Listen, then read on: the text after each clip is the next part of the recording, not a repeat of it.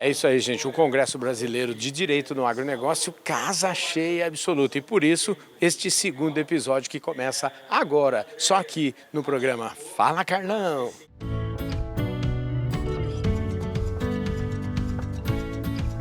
E é sempre uma alegria poder receber aqui o Caio Carvalho, que é presidente da ABAG, em mais um Fala Carlão. Caio, obrigado pela gentileza sempre de atender a gente, viu? Sempre um prazer, gente, sempre um prazer. Falar com o Carlão é um prazer. Escuta, a gente estava falando aqui no bastidor agora, 30 anos de ABAG. Desses 30 anos, eu acho que um terço você teve aí no leme dessa instituição, né? É verdade, com muito prazer a gente pôde ver a evolução. Sabe, a ABAG tem uma cara dos 30, 40 anos do grande salto do agronegócio brasileiro. Isso nos dá muito prazer. Sabe quem falou da ABAG? Eu estive em Brasília semana passada, na posse do novo conselho diretor da Andave. E o Paulo Tiburcio fez questão absoluta de falar aí da parceria da Andave com a ABAG. Eu queria que agora você falasse disso, porque é importante, né? Não, muito importante. A gente tem feito isso. Os nossos congressos são sempre um em seguida do outro. A gente tem temas que são semelhantes, que vão na mesma linha. A Andave tem um papel extremamente importante nisso tudo. Então a gente está sempre casadinho. E eu acho que isso é muito positivo. A gente cada vez mais, quem tem uma expressão como o Brasil no agronegócio, tem que buscar coordenação, tem que buscar cada vez mais associação e integração. É isso que a gente tem feito. Aliás, e como é que você acha tempo para estar em todo lugar? Aqui, o Caio, eu te vejo em tudo quanto é evento importante do setor. Aqui mesmo a ABAG tem um apoio institucional. Eu queria que você me falasse da importância deste evento aqui. Esse evento é especial para a gente. O Buranello, que, gente, quer dizer, faz 30 anos que o Buranello luta por isso tudo que nós estamos vendo aqui. E ele está conosco, que é meu vice-presidente lá na ABAG, portanto a gente está muito entrosado. A visão da segurança, vamos dizer assim, no nível geopolítico, segurança alimentar, segurança energética, não é? A questão da descarbonização, tudo isso é macro e é normal, é global, é geral. Né? Internamente, a gente está vivendo um momento de inseguranças.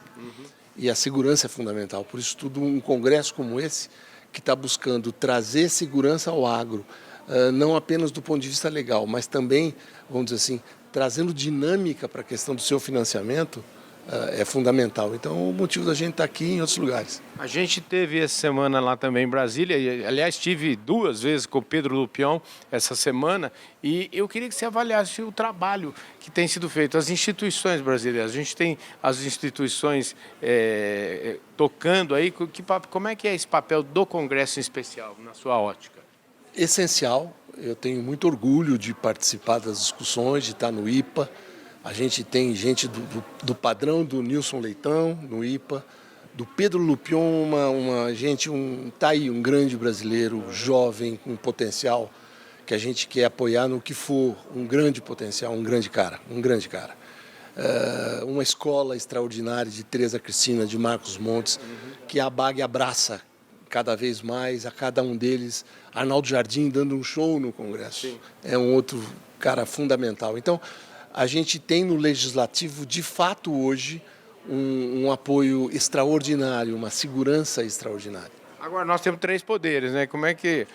Para não deixar só pergunta fácil, eu queria que você também falasse um pouquinho dessa como é que anda, como é que a ABAG enxerga isso? Bem, nós temos sofrido um pouco com descoordenação há um certo tempo. A gente teve momentos de ideologia complicados, a gente vive ainda essa radicalização no país, mas a gente tem, digamos assim, uma lógica, digamos, do Congresso, daqueles que têm compromisso com a sociedade, então eles fazem o jogo. Nós tivemos uma virada do Executivo, que ainda busca ter coordenação, está muito falho, tanto teve uma recente reunião para buscar integrar as coisas, é fundamental, são muitos ministérios, e que acabou picando o agro em muitos ministérios, ficou muito mais trabalhoso, sem dúvida alguma.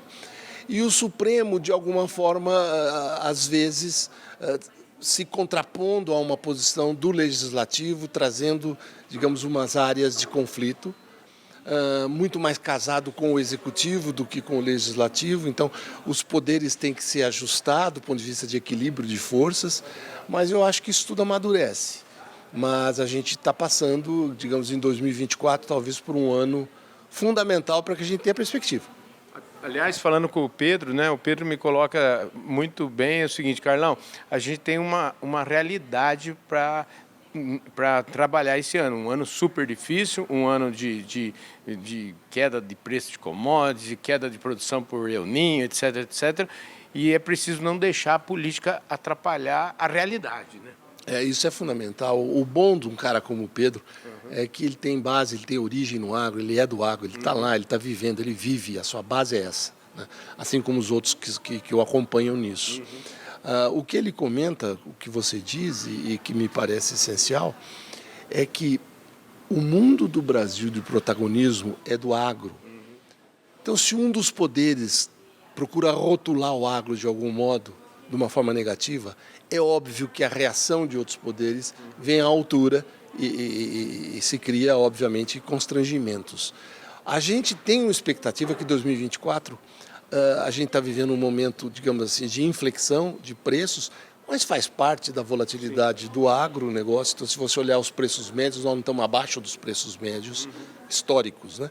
E há uma tendência, de fato, dos preços irem caindo, que esse é o grande apelo da sociedade, para que você seja competitivo e que os preços sejam menores. Para isso, o Brasil tem competitividade, tem tecnologia e precisa estar coordenado. Então, quando você ouve o Pedro e outros, que a gente sente a descoordenação, toda semana tem algum tipo de grilo, algum tipo de problema, é claro que isso traz para o agro uma insatisfação muito grande. A gente tem que viver com a realidade de toda a volatilidade do clima, faz parte do risco agrícola de produzir, é grave.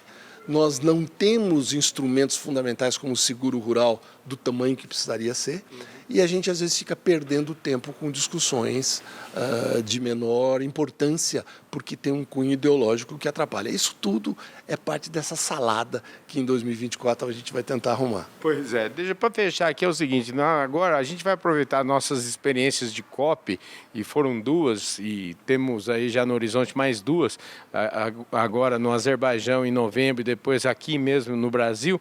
E a gente está produzindo agora a semana do meio ambiente, onde vai ter uma semana que o programa nós só vamos falar desse tema.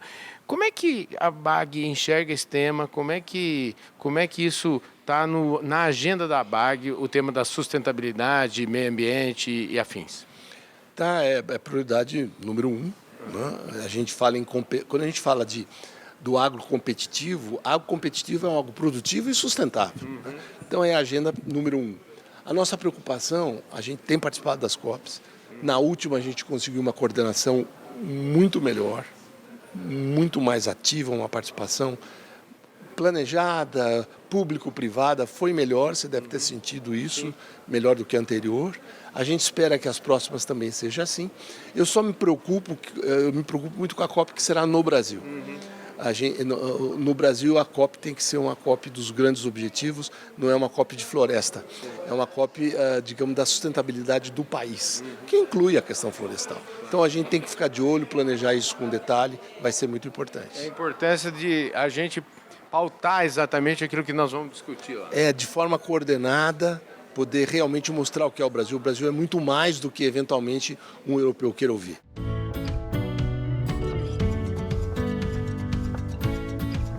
O negócio agora é o seguinte, depois dessa entrevista eu já posso ir embora. Renato Buranello, você tá bom, cara? Bem, muito bem. Obrigado pela tua presença aqui conosco. Escuta, parabéns, casa cheia, lotada. Agora a gente tá aqui, o povo saindo aqui, mas ó, espetacular, parabéns, viu? Eu que agradeço, assim, é isso aí. Eu acho que a temática segurança jurídica como um pano de fundo permeia todo o segmento, todo o setor e é fundamental esse tipo de debate, né? Falar de regulamentação do crédito, segurança dos contratos, a questão de propriedade, marco temporal, enfim. Nós temos aí, né, uma agenda extremamente de futuro sustentável, né, uma bioeconomia que vai ser nosso mote aí para frente, mas ainda a gente tem questões jurídicas extremamente delicadas. Esse congresso serve a isso. Podemos colocar isso na mesa, debater e avançar. Você fala que eu vi um painel aqui agora que é o seguinte, esse painel dá até medo, viu, rapaz? Rapaz, o Brasil não é para não é para amador mesmo, Não é. Você viu um investidor falando agora, né? Do ponto de vista de segurança, propriedade privada, regulamentação dessas questões, hoje você vê que ainda estamos lá atrás. Essa é a agenda que eu digo que ela é ultrapassada. Não podemos rever a todo momento, né, uma reinterpretação da Constituição cabendo, né, como algo de maior efetividade. Ao contrário, isso gera instabilidade, isso gera afastamento de investimento no Brasil e que é fundamental para a agricultura. Agora vem cá, o direito é uma profissão muito bonita, é uma profissão bastante disputada.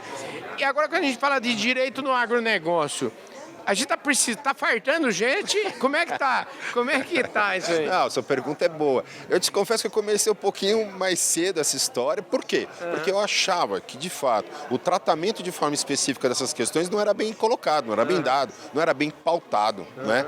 Aí, em determinado momento, criando o Instituto e trabalhando um pouco da doutrina, escrevendo sobre isso, eu cheguei à conclusão que, de fato, a gente tinha que ocupar esse espaço. Hoje, respondendo, melhorou muito, mas ainda há muita coisa por fazer. Nós, operadores do direito como advogados, as funções essenciais da justiça ali, os magistrados, né, os demais poderes bem relacionados com esse segmento, farão um ambiente de negócio daqui para frente melhor. Escuta, pra gente que tá, os meninos que estão pensando em vir pro agronegócio, eu pergunto a você, o que deve fazer? Agronomia ou direito? Faz como eu, faz direito pensando agronomia. Você sabe que eu disse ao meu pai lá atrás, com 16, 17 anos, que eu faria agronomia, né? E ele, como gerente do Banespa, você vai lembrar de uma agência, e olhando o crédito rural, falou, não, vai pro direito.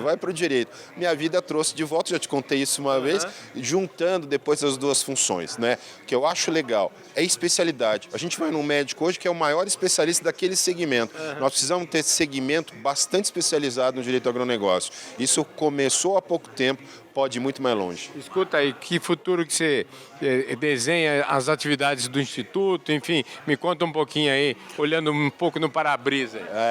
É legal falar isso. Obrigado pela pergunta, porque a gente começou isso assim de uma boa brincadeira. Assim, eu tenho muitas horas extras de Brasília, eu preciso organizar esse negócio. Como é que eu contribuo para a formação de políticas agrícolas e ao mesmo tempo conduzo meu trabalho do escritório e tudo mais? Então era melhor colocar numa outra caixinha. Essa caixinha era uma caixinha institucional. Era uma caixinha que de fato contribuía para a sociedade como um todo. E eu brinco, são essas horas extras que eu faço. O Instituto hoje, então, tem exatamente essa pegada que está aqui agora colocada. Nós precisamos unificar entendimentos.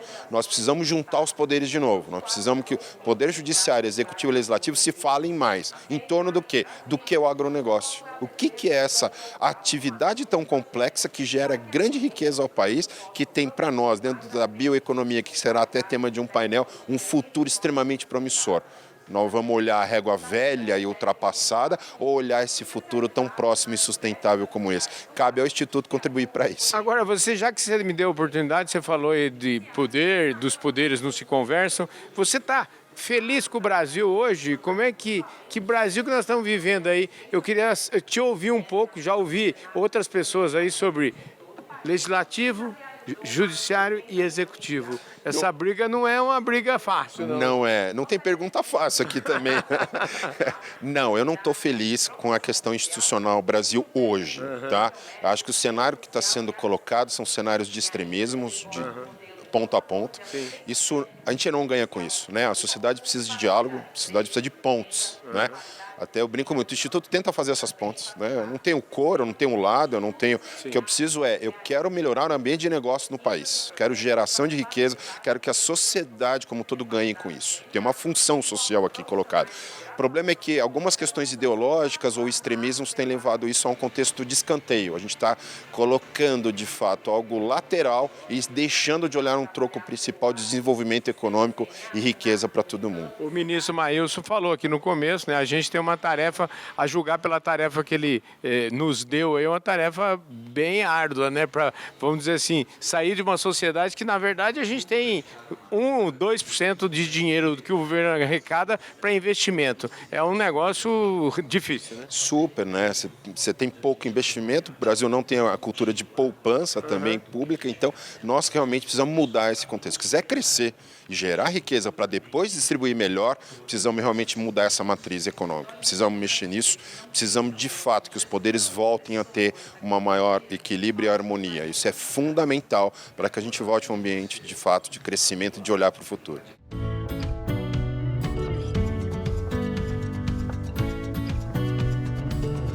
E quem está aqui comigo agora é uma lenda desse negócio do mercado financeiro. Estou falando do Zé Ângelo Mazilo, que já esteve comigo. Vou deixar na descrição do vídeo aí uma entrevista que eu fiz com ele.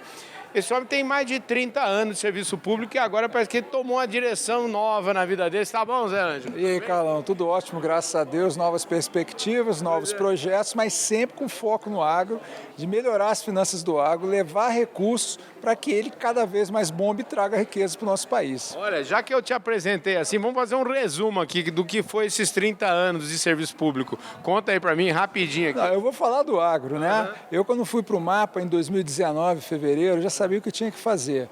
Escancarar o mercado de crédito, facilitar as vias de trânsito dos recursos financeiros do poupador, do investidor para o agro e do agro em retorno para o investidor. Graças a Deus conseguimos, Carlão, a CPR, não sei se você se lembra, demos um banho de loja nela.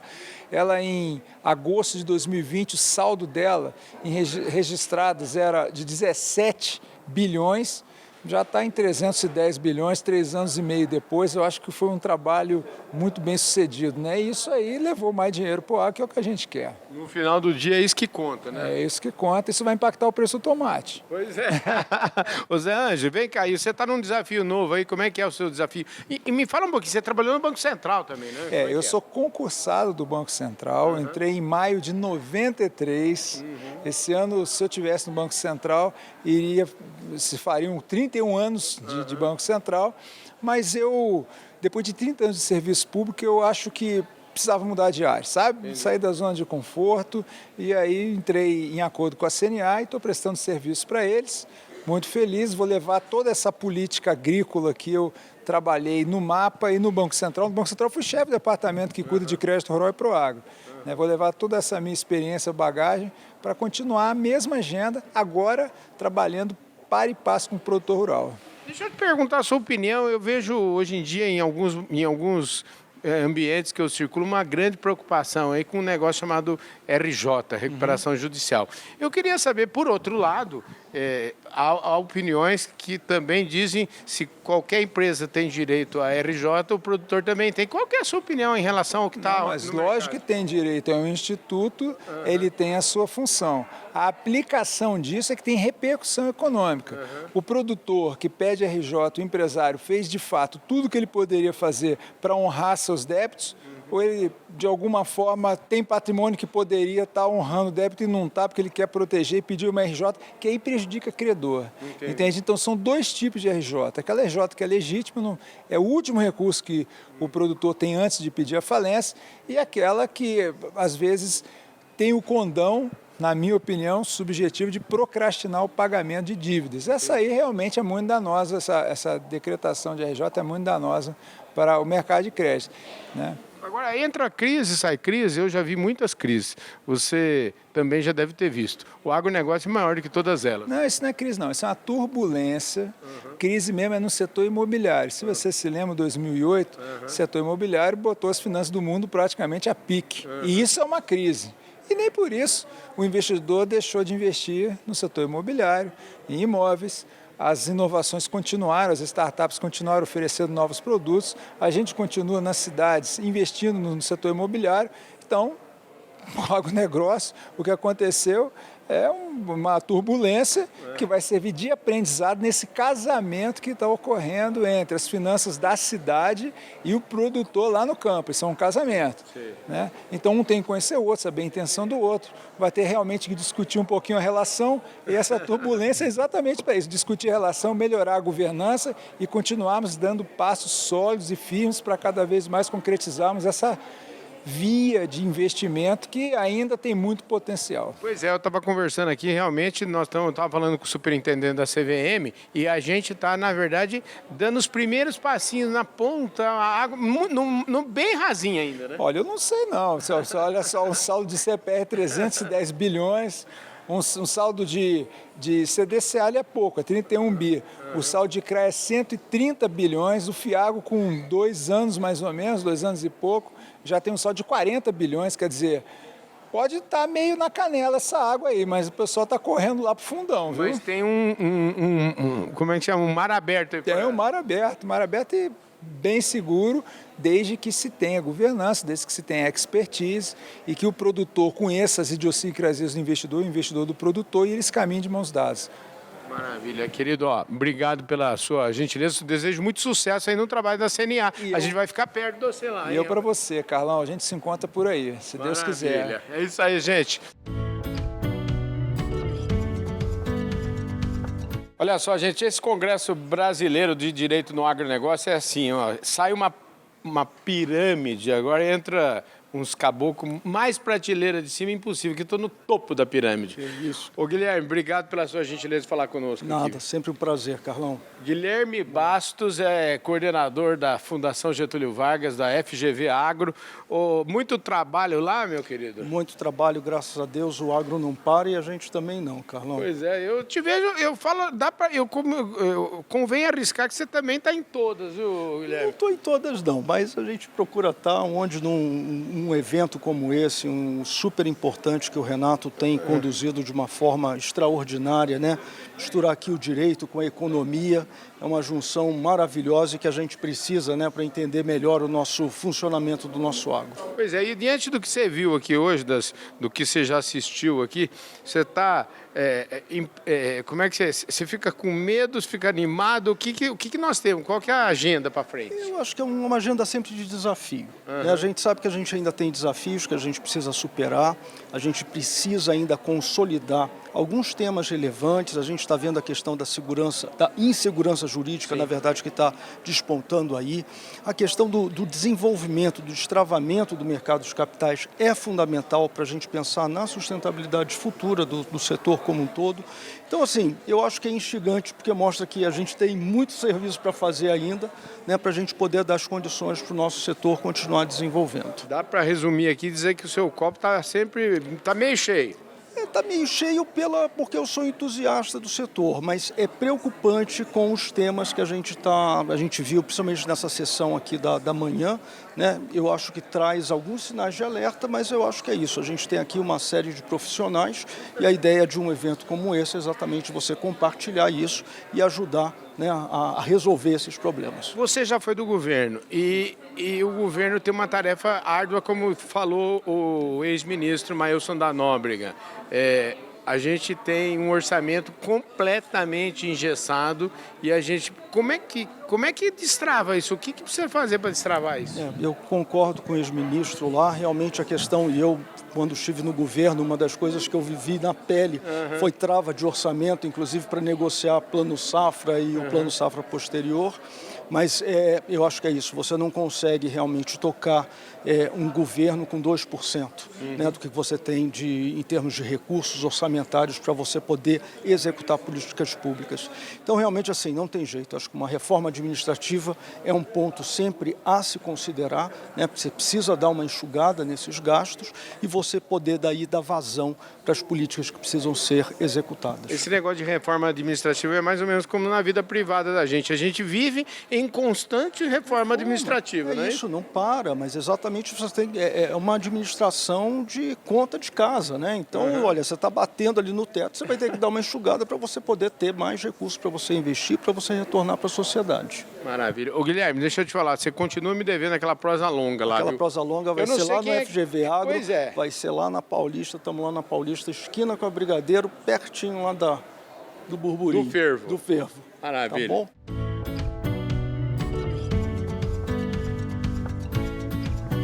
E a gente presenciou agora uma super homenagem aí para o professor Arnoldo Valdes, que é uma referência no mundo jurídico brasileiro, enfim, uma pessoa, um professor respeitadíssimo. E quem veio no lugar dele receber aqui a premiação é o Arnoldo também, só que é o Arnoldo de Paula Valde, neto. Você tá bom, querido? Tudo bem com você? Tudo em ordem, graças a Deus. Você sabe que eu conheci o seu tio, quero até mandar um abraço para ele, o Arnoldo Filho.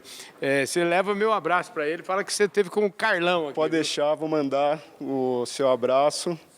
Falar que estive com você aqui. Parabéns aí. Eu queria que você contasse um pouquinho como é que foi a sua convivência. O seu avô é uma referência no mundo jurídico brasileiro, enfim, professor, escritor, enfim, uma pessoa extremamente conhecida e reconhecida pelo trabalho. Como é que é ser neto dele?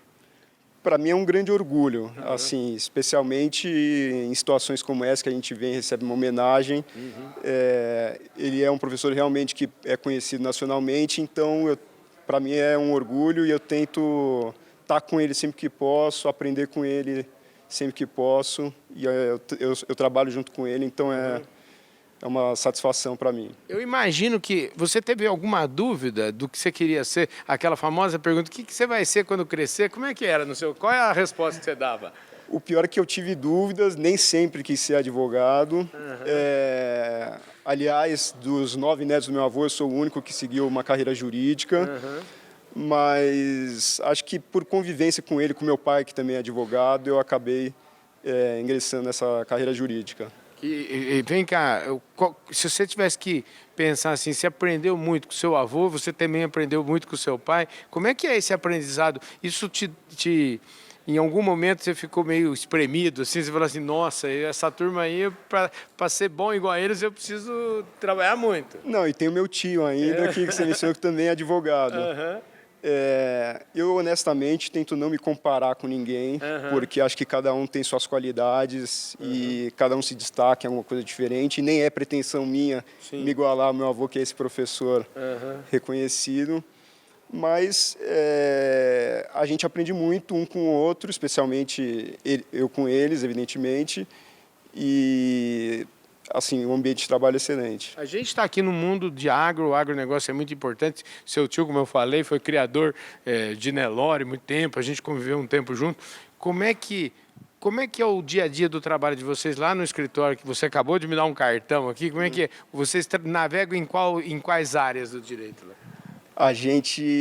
O carro-chefe da casa é arbitragem e contencioso. Então, mas contencioso e resolução de disputa. Então, quando tem alguma briga, a gente tenta resolver, seja por arbitragem, seja por ação judicial e principalmente privilegiando mediação, negociação, métodos alternativos. Diálogo, bastante. Diálogo, principalmente. Escuta, você está emocionado aqui com essa homenagem aqui, não está? Estou emocionado em receber um prêmio desse aqui em nome do meu avô. Seu avô, ele não veio, mas foi por um bom motivo, né? Meu avô não conseguiu vir porque ele está fora do Brasil, atendendo a outros compromissos, e acabou me mandando aqui para representá-lo. Muito bom isso, hein? Parabéns, leva um abraço para o seu tio, para o seu pai, para o seu avô, para todos aí. Parabéns pelo seu trabalho aí, viu? Obrigado, vou mandar. Você é jovem, quantos anos você tem? Quanto tempo de profissão? Estou com 32 anos e 10 anos de carreira. Rapaz do céu, então você começou cedo. A turma lá não dá, como é que chama? Não dá moleza lá. Não, né? Ali não tem moleza. Se tem uma coisa que não tem, é moleza ali.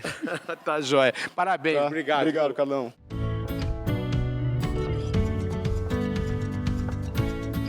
Top demais esse Domingão, né, gente? Nunca é demais lembrar. O Domingão do Carlão é um patrocínio, um oferecimento da Employer. A Employer que entende tudo do RH. E também da nossa plataforma Agro Revenda. Aqui em minhas mãos a revista Agro Revenda que traz o case Agro Galaxy em sua capa, a mais recente edição. É isso aí, gente. Muito obrigado pela sua audiência. Um forte abraço. A gente se vê com certeza domingo que vem, aqui mesmo no Domingão do Carlão.